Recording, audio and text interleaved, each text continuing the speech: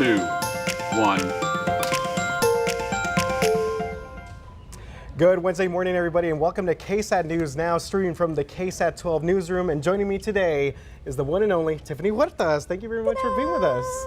Yeah. I love how you started before the show. He's stretching. He's like getting ready because this is a pump show. We're going to have fun today. Yeah, absolutely. Absolutely. Always a good time when you're with us. I know that you've been very busy this morning. Yes. You were out there doing a story on e-gaming and esports, right? Yeah, there's a new center at the YMCA of Greater San Antonio, right there at the Tri-Point, and it's really cool. They have all the gaming PCs, the consoles, everything you want and fantasize. If you love gaming, you know, it's just when you go in there, it's I stepped in there and I saw opportunities for kids that really love this and enjoy it, and it obviously leads to more than that. It leads to scholarships. It leads to just having this community of support, which is really cool. And we'll have that story in the noon show. Yeah, awesome. We're looking forward to that for sure. Are you a gamer yourself? I'm not a gamer, but when I was much younger, I used to do the Mario Kart. Oh yeah, I love Mario Kart. Yeah, all the classics. The OGs, right? Yeah. right? Yeah. Same thing, like Super Nintendos and Game Boys and all that stuff, but not so much a gamer now, but still, that is really becoming a pretty interesting industry. So yeah, good to see that. So we will see that story coming up at noon, right? All right, so looking at some other stories here that we're gonna be following. So how much do you love H-E-B, Tiffany? Oh, I love H-E-B. I love H-E-B sushi. I love H-E-B bread, the tortillas. I mean, I could keep going. Yeah, well, this is perfect for you because if people that love H-E-B enough, is this enough to open a possible bank account or debit account with the company? We will explain. And a dinosaur skeleton that's 150 million years old can be yours for about just $500,000. Easy, nothing, right? Yeah, just like that. And Justin Horn is going to be back with us. He's going to be doing the weather, of course, and then he's got another one of his great Weather 101 trivia questions. I see Justin working very hard over there. He's a trickster. Ready. I know, he's tricky. He is. But first, starting with some local news here, Tiffany, there was, and this is in Uvalde to start, there was a wide range of topics at their city council meeting that lasted several hours last night. And one of the key discussions was the Uvalde Police Department's physical fitness requirements moving forward. Yeah, the topic of officer fitness has been brought up several times since the Robb Elementary shooting. The Uvalde police chief said the new physical requirements would be taught in a non-consecutive 6-week program by Texas DPS. New and current UPD officers must pass the physical test twice a year. The council also accepted donations from the Texas National Emergency Number Association to overhaul Uvalde PD's communication center. Also on the agenda was a discussion over headstones for the 21 Robb Elementary victims. The Cemetery Advisory Board gave the green light to standing headstones. Yeah, and again, one of those very sad things to think about, where these headstones are going to be located. And I know that they've been discussing also a bigger memorial there for the victims, whether to have it at the site of the school or to have it maybe at a community park. So still a lot of those discussions taking place there. And you've been out there several times, so you are very connected with that community as well. Yeah. So still a lot of the healing process going on there. Well, moving a little bit closer to the San Antonio area, this is a pretty interesting story here. The Northside ISD officials there are asking the community for their input after a population explosion in the area has prompted redistricting of the school board districts. And if you live in that area, you know about that. Texas Education Code says a school board is required to redivide single-member districts if census data shows a population increase in the district over a certain percentage. Community meetings are scheduled for redistricting and asking also the public for input on a proposed map for the district as well. So I think we have some of the meetings here. They're scheduled for September 15th at the Northside Activity Center and September 20th at Stinson Middle School. And you just mentioned it right there. I mean, this is one of the largest districts in the entire state. I believe they just opened their 11th high school. Yeah. So are you part of the Northside ISD or? No, I'm not, but I used to live near it, and I just remember the traffic that comes with it. Yes. So when you see that traffic build, you know there's more people moving in, there's more Well, opportunities, right, for businesses and schools, but that traffic, you cannot miss that traffic. You make a great point, because the newest high school that just opened there is Sotomayor High School, and there's so much new construction in that area and so many new like housing developments there that you're right, the roads really can't keep up with it. So there's definitely a lot of things going on with Northside, and of course this having to do with the school board, a lot of the decision makers there for that very, very large district in our area. Well, we're going to be following that story. Now, many of us shop at HEB, and now the company launched a debit account program that gives customers 5% cash back when someone buys qualifying HEB brand products. All right, so you mentioned the sushi, right? That's, that's that would sushi. have to fall in there, right? I know that they have their own stuff there, but the HEB debit card can also be used anywhere that MasterCard is accepted. So this is like a debit card here. It acts as a spending card with an optional savings account. It also provides users several benefits, such as free cash withdrawals at HEB branded ATMs, no monthly fees for an account, and getting paid up to 2 days earlier with a direct deposit. What do you think about that? Yeah, get your direct deposit, get that check in a couple of days earlier. I mean, it's great, but also, I don't know, this is kind of dangerous too, because we're always, I feel like every other day I have to go to the grocery store. I'm missing something in my cabinet. When I'm making, lentils yesterday, I'm like, I'm missing this ingredient. I have to go to HEB. Yep. Yeah, I mean, I know it's like definitely a way of life. So customers can now sign up for the HEB debit account right now. All you got to do is go to their website, and yeah, I'm with you. I'm literally there, baby, every other day or every 2 days, and I think it's crazy to me how HEB's just become this like huge thing. They have a furniture store at the one in New Braunfels. They'll sell barbecue, pizza. It's the whole deal. Clothing and cute stuff. That home decor that now they're selling. I can't get enough of all that stuff.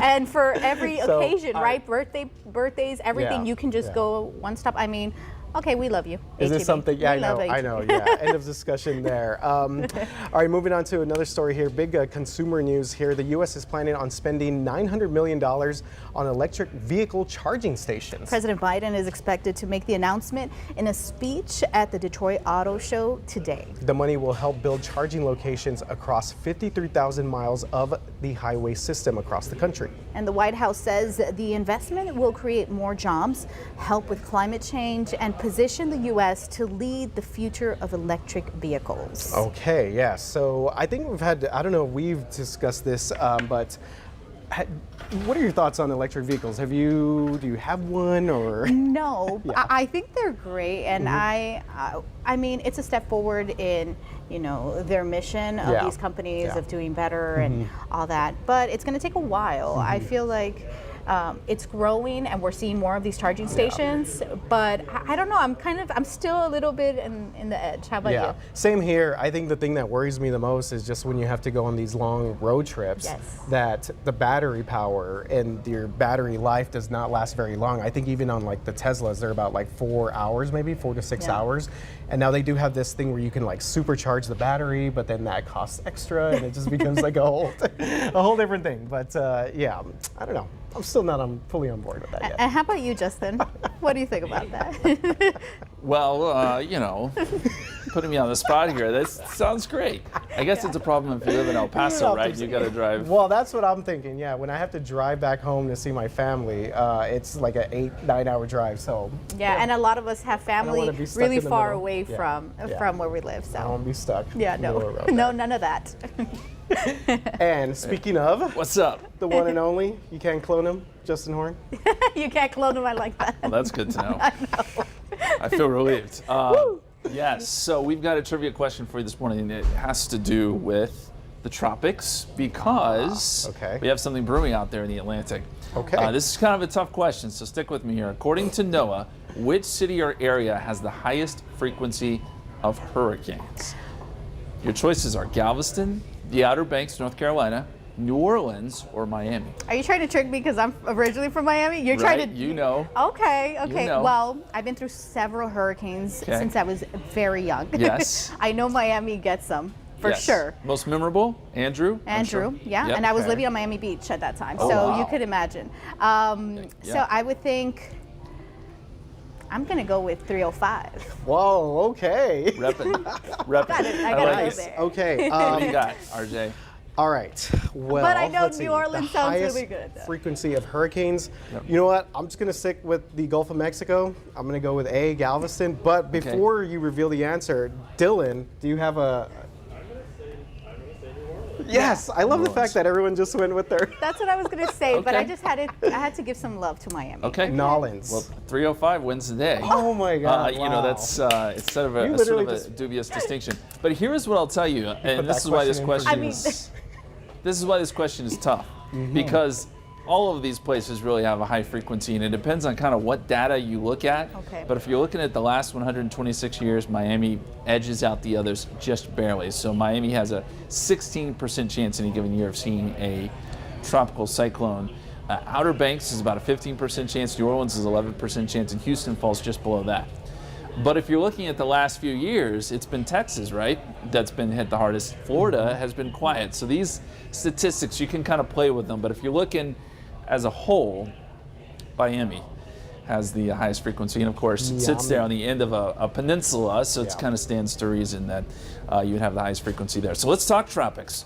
And we'll go out into the Atlantic, and we do actually have a system now. This is newly developed as of this morning. Tropical depression number 7. Winds are at 35 miles per hour, gusting to 45. It's moving west at about 14 miles per hour. Still looks a little disorganized to me. But where does it go? And by the way, if it gets named, and it looks like it will be Fiona, Tropical Storm Fiona. The Hurricane Center does not think this will become a hurricane, but actually weaken some as it moves over Haiti and Dominican Republic. Winds will be at about 35 miles per hour by Monday. Still bears some watching as it moves west, but that's the situation. It has been a pretty quiet hurricane season, right? We thought that it would be busy. Typically is during La Nina years, but you know, Mother Nature has a way of humbling you, and it just has not been busy. We've had the dust coming through, and there's been a couple of other factors that have kept tropical activity at bay. Meantime, back here in South Texas, we've got some clouds around, partly cloudy skies here in San Antonio. See, the clouds are kind of thickest as you go west, and then they basically go away as you head east. One of the reasons for that, we've got some drier air actually working in from the east. So as we look at the radar and satellite, there's no rain, by the way. This is just cloud cover, and I don't expect much rain today. But this is a map showing where there is dry air, and there's a lot of it, right, around. But some of that dry air does work into South Texas, coming in out of the east and northeast. So that's why I think rain chances pretty much stay out of the picture today. But our ridge of high pressure moves out of the way, and by Thursday and Friday, we'll have some small chances of rain. Probably our best shot is Friday, and it's only 20%. And we may have a few more small chances over the weekend. By early next week, high pressure tries to build in, and this probably takes rain chances away again. So there's nothing there that jumps off the page, nothing to get excited about rain-wise. This will be that hit or miss pop-up stuff coming up next few days, and most of it's going to be along the coast, but there are some chances here each and every day through about Monday. Temperatures 92, 93, 94, you know, whatever you like. Yeah, not so humid. Not feeling like Miami out there, at least not today, but humidity will increase some as we head towards the weekend. But at least we're not in 100s. There's that. There's always a positive. Always got to look at the positives of these things, yeah. Would be nice to get those rain Yes. chances up. Although a lot of people I've talked to do want to set that 100-degree record for most days at 100 degrees. You know, we are like 2 days short. Really? A lot of people want to see it happen. You know, squeeze in a couple 100-degree days before fall, and then we'll be done. Okay, we still got time. Yeah, we do. A little bit. Very small window. Thanks, Justin. Yep. Appreciate it, man. Thank you very much. All right, so this last story here. Imagine having a 150 million year old dinosaur skeleton in your living room. Is that part of your decor? Yes, my fall decor includes the skeleton. Yeah, this fossilized Iguanodon skeleton named Zephyr will be auctioned off in Paris next month. It's expected to go for about $500,000. The skeleton was found in Colorado on private land in 2019. All right, the one going up for auction is nearly 11 feet long and about 4 feet tall, and the bidding is scheduled for October 30th. And I'm looking at this this image of this dinosaur. I mean, it's incredible.